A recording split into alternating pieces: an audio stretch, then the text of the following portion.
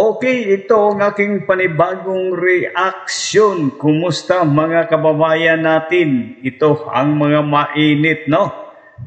Vice President Inday Sara Duterte versus Risa Hontiveros ay talagang matindi ito.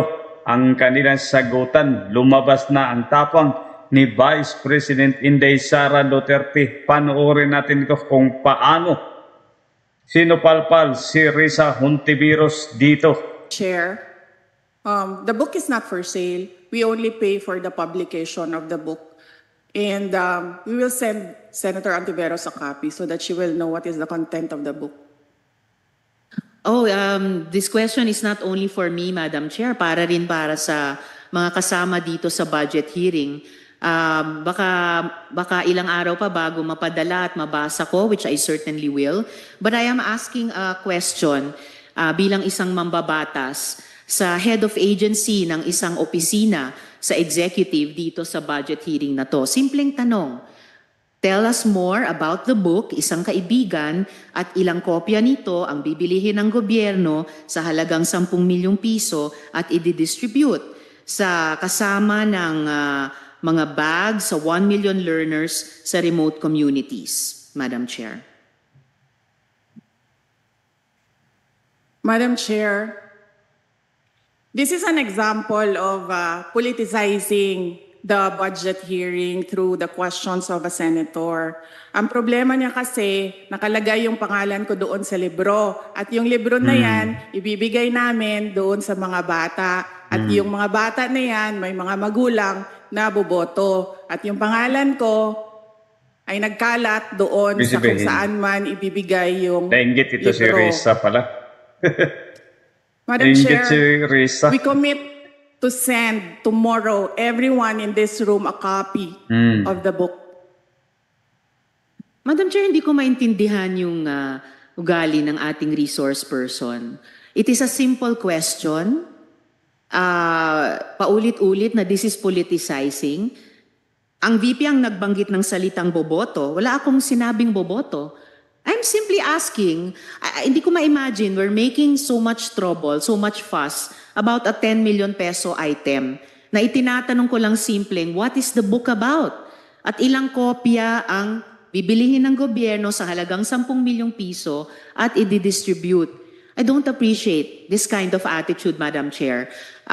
Usually, ang resource persons natin ay nagbibigay ng parehong institutional courtesy sa legislature na ibinibigay natin sa executive. I don't appreciate this kind of attitude. Do you have a... Ayun nga, sabi ni Risa, hindi daw niya naintindihan ang ugali ni Vice President Inday Sara Duterte. Panoorin natin ito, Sinday. Yes, Madam Chair. Hindi ko rin maintindihan ang ugali ni Senator Risa Hontiveros. And I do not appreciate, ano yung sinabi niya? I do not appreciate this kind of behavior and attitude.